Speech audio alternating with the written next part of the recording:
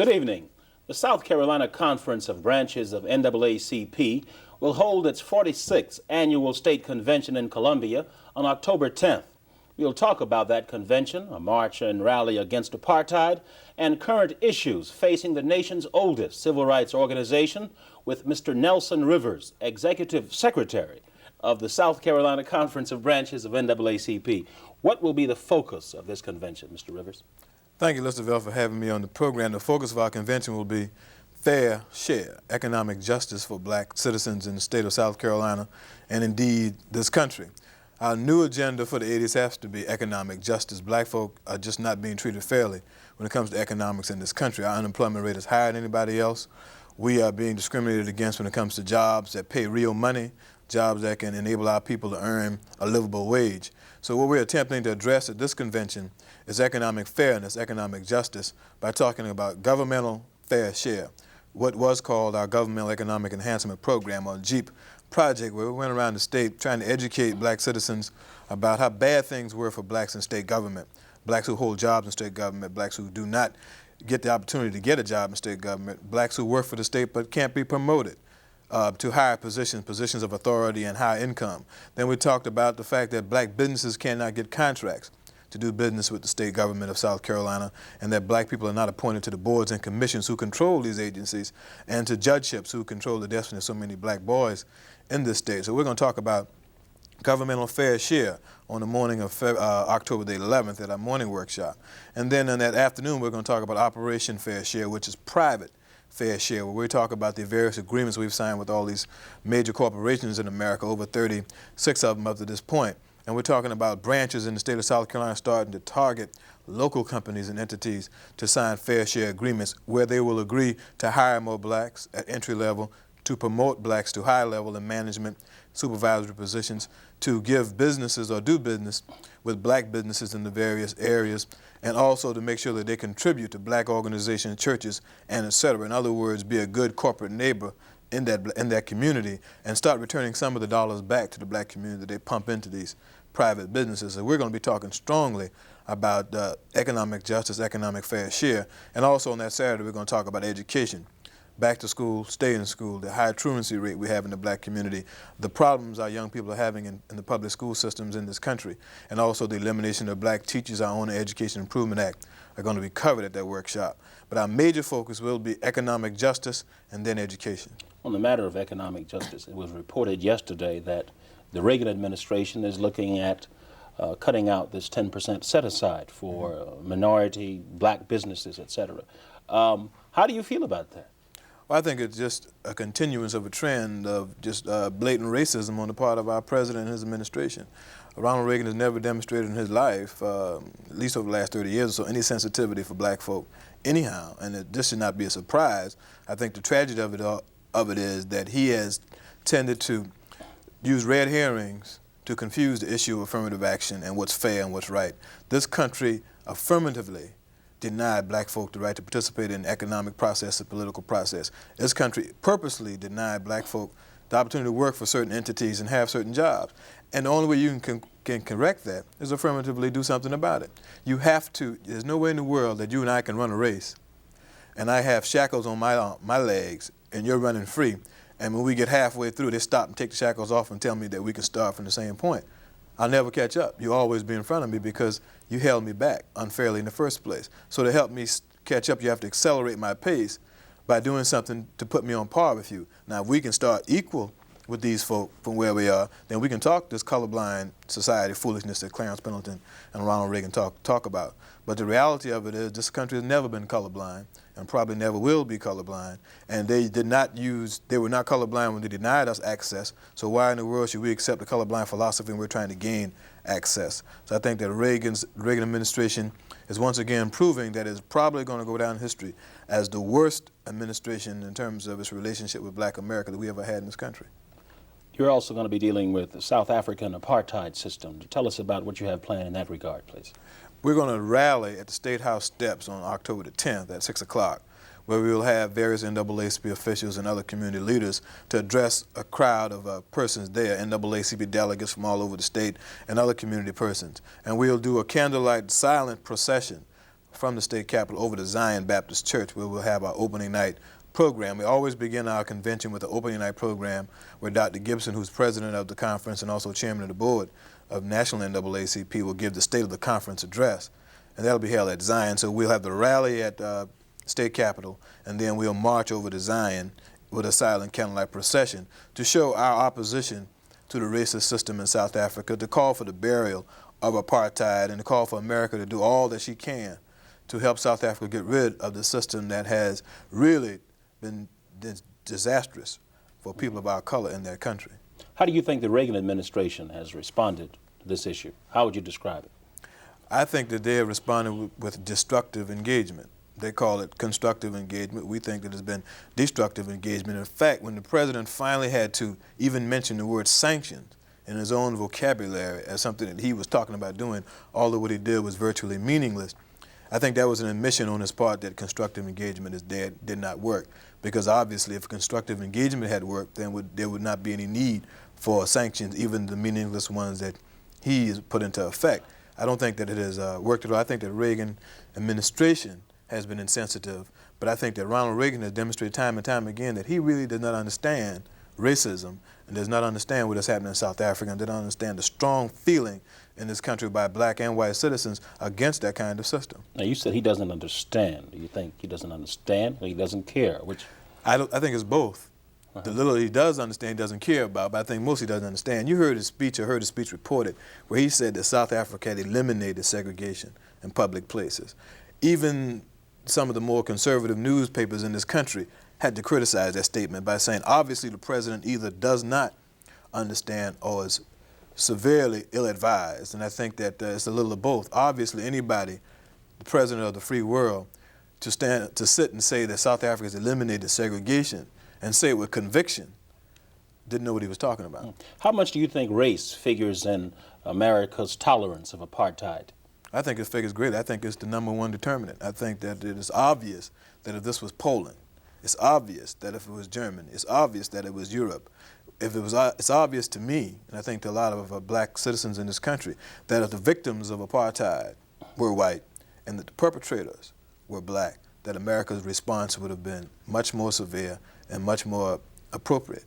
And I think that it's only because the victims are black, and by some strange warped logic we have in this country, we have not yet believed that black citizens are indeed human beings, that they have, quote, certain inalienable rights that we guarantee to all human beings. We don't think that those people are human beings. What do you think America's tolerance of apartheid should say to black people about what our position, our posture should be when it comes to America's international agenda? I think that it says that America still does not view the world in realistic terms, especially when you talk about how they relate to the black citizens and citizens of color in what they call the third world. And I never did figure out what happened to the second world. But the third world countries, when you think about the fact that this country does still not recognize these folks as being people who deserve to have the things that we talk about and take for granted in this country.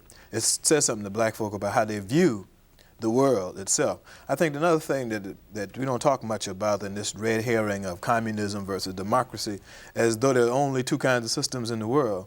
You know, if you aren't going to be a democracy, then you must be going to be communist or influenced by Russia, which is garbage. The people in South Africa care no more about than the Soviet Union than do about America. First thing on their agenda is trying to be free. After freedom, then you can talk about ideology. And who says that the ideology that's accepted has to be one or the other? They are not mutually exclusive. You don't have to have one in place of the other. You can have neither one.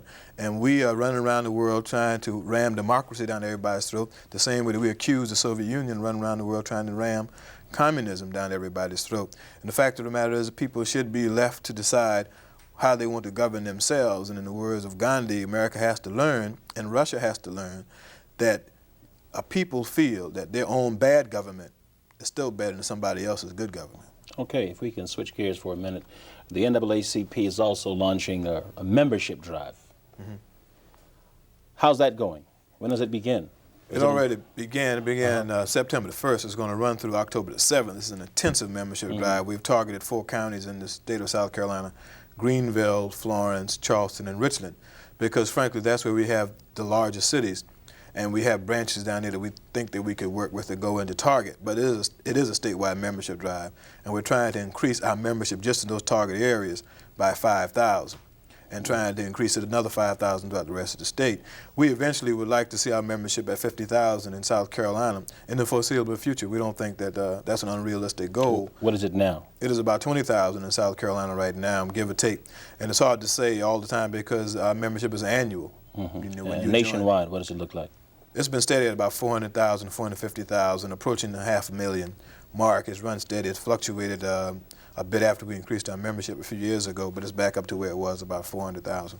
What do you think will be your greatest obstacle in getting people to join the NAACP? You know, I used to think it would be to convince folk that they still needed us, but I've since learned that the biggest problem is convincing folk that we exist and what we are there for. A lot of people, young blacks in particular, I found, really do not know what NAACP is, what it has done for black citizens and for America, what we do today and what we can do for our people in the future. I think we have to do a serious education job on young black folk, telling them what this organization is, because older black folk know, and obviously white America knows, but I think a lot of our young people have been uneducated, undereducated, and misinformed about what the association is all about. Well, we're statewide. You can tell them right now.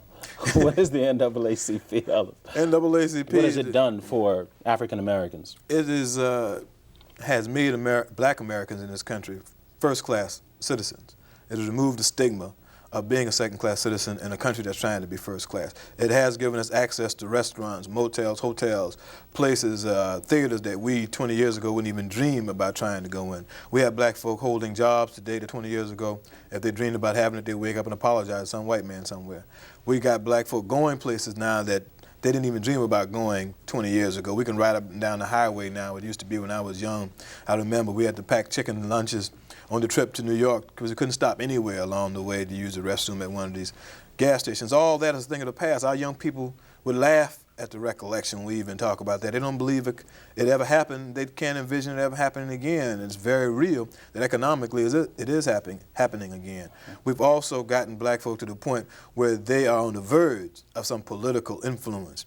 We have removed some of the things that were barriers to black citizens in the South in particular to becoming full participants in the democratic system in this country. And then we have put our people at the point where I think they can look at themselves and finally start to feel that this country does belong to them and do have some things that this country does owe them. In other words, we made black folk somebody. And I think that it's like your mother. If your mama never does anything for you again, if she's been a good mother, you always will owe homage to your mother. If NAACP never helped another black person, we still would think that they would want to join. But beyond that, we do things today. We've helping black citizens who are in prison because of the color of their skin, trying to get out black folk who've been denied jobs every day, trying to get a job, black folk who've been denied housing because of the color of the skin, trying to enable them to live where they want to live. I think the most celebrated case recently was Linnell Jeter, a young black man who was from South Carolina down in Dallas, Texas. Only mistake was that he was black. Very quiet, prosperous young man doing real well. But he got identified as somebody who committed a crime, and before you know it, because he was black, he was doing life in prison in a Dallas, Texas jail. But he ended up being freed through the diligent work of George Hairston, who's a lawyer for NAACP. We went to the rescue, and we're doing that every day for somebody somewhere in this country, although not as celebrated as the Linnell Jeter case. And I think finally, our people need to understand that this country is run by institutions, Mr. Velt. You know that doctors make more money than anybody else in America, but they still have the American Medical Association to look out for their interests. Lawyers are the second highest paid. They have the American Bar Association to look out for their interests. So why should black people be locked in a box where they don't have an organization looking out for their interests? Even if America never goes to war again, they'll always have an army to defend itself. Black folk need a civil rights army, and I suggest that NAACP is our civil rights army. Many people ask, why is it that most of the people, or a lot of the people, who have benefited the most from the struggles of the NAACP, SCLC, UNIA, civil rights organizations, and individuals, why is it that these people seem to be the quietest people in our community? That's a good one. We call them, or I have begun to call them, the new young Uncle Tom. You know, the old Uncle Tom had reasons. They were trying to acquiesce and be quiet, not rock the boat, so that children can get education. Sometimes just so they could live themselves, because uppity black folk who expressed themselves, black folk who were vocal, black folk who were independent, black folk who were confident, were viewed as threats. And now that we've created this atmosphere in this country where black folk can, who are middle class, who have the ability, speak out for the rights of black citizens in forums, in their own job places, and in political forums, a lot of times won't do it. Black folk who can challenge the system when it's wrong, a lot of times won't do it. Black folk who have the economic wherewithal to keep this organization, other organizations like it, strong, now won't do it. They won't do it, I submit, because they're selfish, they're greedy, scared, and they're Uncle Toms. And they are the worst kind of Uncle Tom. They're Uncle Tom who does not have a good reason for being that. But I think that they have decided that they made it because they are qualified, because they are good looking and educated, and nobody did it for them but them, and they owe nothing to anybody but them. Of course, they're just as wrong as the day is long, because the fact of the matter is nobody black in America made it just because they're qualified, because we've been qualified ever since we've been here. I recall just recently I talked to a young lady back down in Charleston. She told me she had her job because she was qualified, not ignoring the fact that she was working for the county of Charleston in a position that 20 years ago, I don't care how good looking or qualified you were, if you were black, you couldn't get that job. So obviously she didn't get it just because she was qualified, because we've been qualified ever since we've been here. Fact of the matter is NAACP and other organizations knocked down the barriers to let her qualifications be a factor in her getting that job. And I think a lot of these folk that you talk about don't understand and don't care to understand. I mean, I had a young lady just tell me as recent as yesterday that they don't want to deal with trying to help somebody. They're about business. We sent them to these schools, and they came out of school learning how to take care of business, make money. And they don't want to hear about somebody suffering or struggling somewhere, because they're not going to help anybody. They're going to take care of themselves. Not aware of the fact that what goes around will come around. If I don't help you in the morning, it might be my time tonight. Now, one thing, I've talked with a lot of so-called professional African Americans. The fear that is so rampant, folks would not believe how much fear exists among that segment, within that segment, professional black people. That's right. You would think that it was Apartheid. Apartheid. Yeah. You know. It is amazing. The fear. How do you deal with that? And it's you know, unrealistic. you bring about the NAACP and other organizations. You put people in a position where they can get so-called decent jobs, but at the same time, they are really of no value in terms of returning and building on that freedom, etc. I think in 1985 it's inexcusable. There's no excuse for that kind of behavior, because there's nothing too fair. The one problem we have is trying to convince folk that they ought to join this organization, make us strong enough so that if somebody messes with them, they'll have a recourse. Somebody does something to them, retribution, they'll have a recourse. But if the organization is strong, we have communities all over the South that when they had a strong NAACP, white and power structure, behavior changed. And Martin Luther King said it very well. We can't change attitudes. Only the Lord can change attitudes, but we can change behavior. We can regulate behavior. We can make these folk change the way they relate and deal on these people. And these people who you're talking about, Elizabeth, have to understand that the fear is unrealistic, because a frightened man will be frightened of anything. And if somebody can intimidate you after you've been given a job through the blood, sweat, and tears and hard work of so many black folk, and you get the job and you won't be a man or a woman while you have the job, then what was the use of us getting you the job in the first place? We might as well have kept you home, let you plow the field, and sent the mule to school, because it just did not make any sense. And they are afraid. I've talked to them, and they won't speak up because they're afraid of something happening. What's going to happen? I mean, you have the NAACP, you have other organization entities there, and you have your own education, your own ability. If somebody fires you for standing up for what is rightfully yours, then you ought to feel compelled to do something about it. And you ought to be man enough or woman enough to do something about it. But I think that what they're afraid of is maybe we don't have the protection or the mechanism in place to take care of those folk who rally against the system. If you ask the average African American to define freedom, how do you think he or she would respond? Do you think we know what freedom is? I think that a lot of our folk think they already got it, and I think maybe in some perspectives we do. it would be hard to say. I think the freedom to do what you want to do is freedom. And I don't think that there are very many black folk in this country who honestly will assess that they are free to do whatever they want to do, as sharing the same freedom as their white counterpart. I think that honestly put, we have to preach it, and we have to believe it, and we have to try our best to do it. But I think that folk almost always take that hesitant second breath when you talk about free enough to live where this guy lives, free enough to go where he goes. Well, maybe not.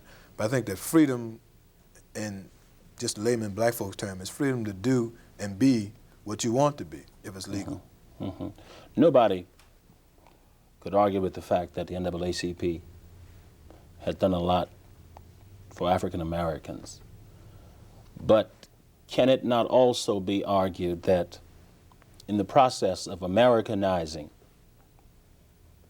black people, the NAACP and other civil rights organizations may have unwittingly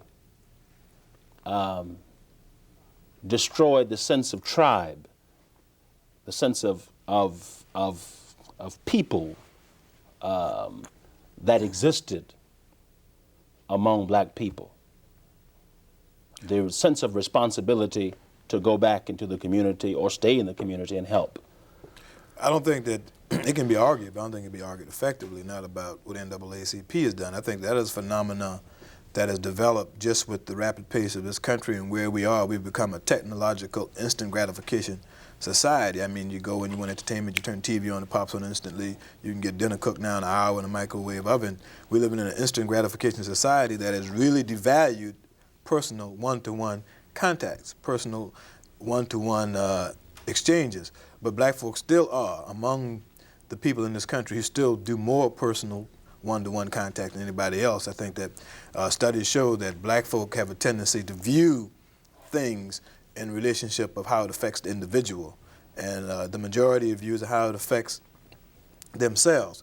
And the black folk do look at, have a group kind of consciousness. They do view things. That's why black folks sometimes feel guilty when something happens in the news and it's a black person who did it. They share some kind of community-wide responsibility for the bad behavior of somebody black, or if somebody black does something real good. Black folk feel good about it because they share that kind of community responsibility. I don't think it's been as diminished as we seem to want to try to say it is. I think that what happened to Ronald Reagan in the last election proved that black folks still listen to the same drummer by and large, because 90% of us voted for somebody other than him. And if he ran again today, 95% of us still would vote for somebody other than him, because no matter what they say about us, we still know right from wrong and who's who. If you put it right there in front of us, I think that the problem of teenage pregnancy, the black-on-black crime, that is a manifestation of racism and slavery that we have not just done a successful job of removing. That's obviously the work of people who do not love themselves, who do not feel love and do not feel good about themselves. And while we have enabled black folk to participate at the table in some fashions, we have not done it completely because we can't. We can't be all things to all people. We are a civil rights organization, and although we try to do a lot of things, and we're accused of not doing some things successfully because we try sometimes to do too much. We have to stand back sometimes and focus our attention on what we are and what we do best, and do that well, and maybe somebody else will come along with agencies and organizations who take care of some of the other facets of black life and do it equally as well. I think you just answered my question. My next question: What are some of the issues and problems that the NAACP is dealing with today? Well, we're dealing first of all with economics. We can't get away from that. Economics has become the new segregation for America.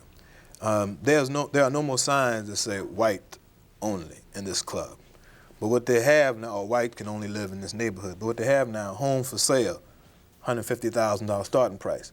Well, black folk don't have to be real smart to figure out who's going to be buying most of those houses, because our people do not make the kind of income that can purchase a $150,000 home. You have clubs now that don't say we don't let black people in. They say we have a membership that's $400 a year, or we have a dress code that has to be a certain way. So they don't have to say black or white. Now they put the dollar sign up. And until we can enable our people to make some of this money, make some of these dollars, then they won't be able to. So what you have now is new segregation.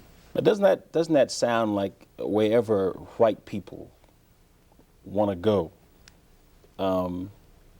we want to go. I mean, you know, it comes across that way, whether you mean that or not.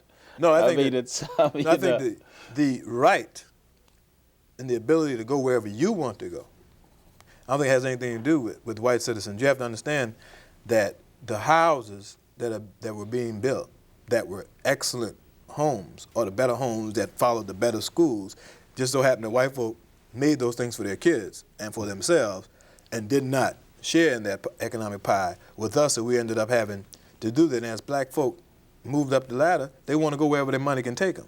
Okay. But if you're not making the money to go there, you won't go. Okay, you've been in this position for about a year now. Mm-hmm. How's it been going? Rough. But it's been good. Like I told you, it's been tough, but it's been a very rewarding experience. Tough education. We've accomplished a lot. We had our most successful Freedom Fund dinner. We're about to embark on my first convention as executive secretary. We're looking forward to that. We had a fire and had to change our office headquarters to a new location, and things have just been hot. We've been in court several times this year already. We'll be back in court. But our branches are very active around the state now. They're very supportive of the state office, very supportive of the state office. We got a good rapport going, and I think that we're going to be able to do some good things in this upcoming year. But this year has been difficult because of all the obstacles that were unforeseen, but that's part of being black in America. You got to just figure that no matter how well you have it planned, something's going to mess up, and you have to anticipate that. And that's what has happened, but it's been very rewarding. The people in the conference have been real good to me. Would you believe me if I said that a lot of people have said that you've brought a new level of respect to this? I don't say that often, you know. I know. Well, I don't know if I would believe it or not, but I hope so. Okay. And I would appreciate it. I think that we worked hard on it, but it has nothing to do exclusively with myself. It has a lot to do with the fact that the conference does have a good image because of the president all the way down. Okay, we got to go. Thank you very much. We appreciate you. All right. Thank you. That's our program. Thanks for joining us.